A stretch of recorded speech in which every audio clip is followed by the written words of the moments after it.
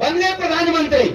लेकिन एक बात बताओ, अगर इस मुल्क के किसी भी कोने में जाकर तुम कहते हो कि तुम ओबीसी हो, तो इस देश में प्रधानमंत्री रहते हुए तुमने 8 साल में एक बार भी मंडल कमीशन का अगर नाम लिया हो तो मुझे बताओ, तब मैं मानूंगा कि तुम असली ओबीसी हो।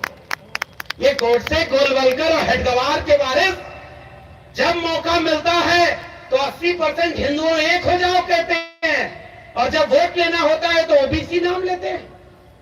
मंडल कमीशन आया तो मंडल के विरोध में कमंडल लाने वाले लोग कौन थे? मंडल किसके लिए आया था भाई?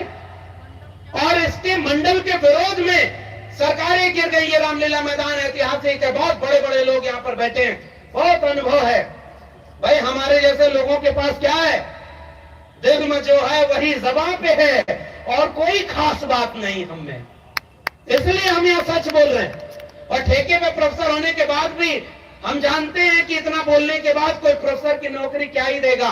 जब झंडे वालान से तय हो जाए कि वाइस चांसलर कौन बनेगा, तो हमको पता है कि हमारा सच क्या है।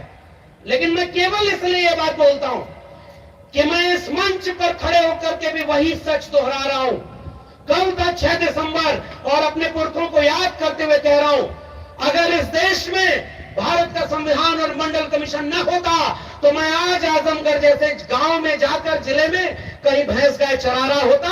मैं इस देश के केंद्रीय विश्वविद्यालय, दिल्ली विश्वविद्यालय में प्रोफेसर कभी नहीं बन पाता। तो अपनी मेरिट के दम पर तो यहां तक आ गए, और अब तुम्हारे भरोसे भीख मांग करके या झंडे वालान में घुटने टेक करके तो नौकरी मांगने नहीं जाएंगे। बहुत सारे लोग एससी एसटी ओबीसी घरों के वाइस चांसलर बने बैठे हैं, बड़े बड़े पदों पर हैं। मगर मैं याद करता हूं कि बड़े बड़े परमानेंट लोगों को कोई नहीं जानता, बड़े बड़े ओहदे पर मिनिस्टर और बड़े बड़े ब्यूरोक्रेट को कोई वो सम्मान नहीं देता जो मुझे और इस मंच पर बैठे हुए संघर्ष करने वाले लोगों को सम्मान मिलता है। मुझे ऊर्जा केवल इस बात से मिलती है, ऐसे लोगों के बीच आकर के मिलती है कि हम जब आंख बंद करें तो इस बात का अफसोस न हो कि जिस सीढ़ी पर चलकर हम संविधान और मंडल कमीशन से होकर यहां पहुंचे, हमारी आंखों के सामने जब उन सीढ़ियों के एक एक डंडे तोड़े जा रहे थे तो हम खामोश नहीं बैठे थे, हम बोल रहे थे, हम जानते थे और ये सवाल पूछ रहे थे कि देखो इस देश में हिंदू के नाम पर एक झूठ फैलाया गया। कोई हिंदू नहीं है भाई। अगर हिंदू है तो पहला हिंदू वो जितेंद्र मेघवाल क्यों नहीं था जिस बच्चे को मटका छूने पर मारा? किसी मुसलमान ने नहीं मारा। इंद्र मेघवाल को किसी मुसलमान ने नहीं मारा। रोहित वेमुला पाल तड़वी को किसी मुसलमान ने नहीं मारा। और ये नमूने टीवी पर बैठकर बिकी हुई मीडिया और बिके हुए अखबार से कहते हैं कि इस देश के हिंदुओं एक हो जाओ, तुम्हारे मुसलमानों से तुम्हें खतरा है। मैं आपसे केवल एक गुजारिश करने वाला हूं, और वो सब आप जानते। मंडल कमीशन के खिलाफ आंदोलन करने वाला मुसलमान था क्या? जब हायर एजुकेशन में 2006 में मंडल पार्ट 2 लागू हो रहा था तो उसका विरोध दिल्ली विश्वविद्यालय, जेएनयू और एम्स में खड़े होकर मुसलमान कर रहे थे क्या? अरे भाई, मंडल का लाभ, आरक्षण का लाभ इस देश के उन्हीं एससी एसटी ओबीसी को ही तो मिलने वाला था। तो मंडल के विरोध में कमंडल कौन लेके आया? मंडल के विरोध में रथ यात्रा कौन लेके चला?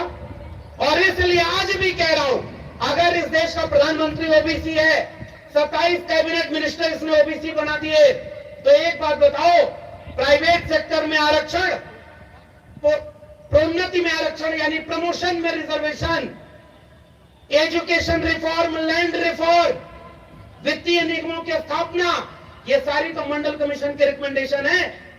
एक झूठा ओबीसी प्रधानमंत्री अगर आज भी सच्चे में डॉक्टर अंबेडकर और मंडल को याद करता है तो आज ही घोषणा करे कि जाति जनगणना कराएगा और प्राइवेट सेक्टर में भी रिजर्वेशन लागू करेगा। हमारी ये मांग होनी चाहिए, और इस मंच पे यही मांग है।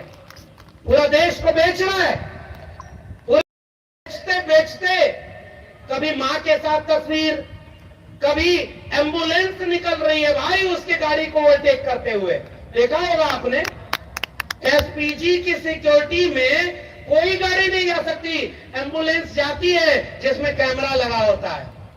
वोट डालने जा रहे हैं तो वहां पर रैली कर रहे हैं, पूरे देश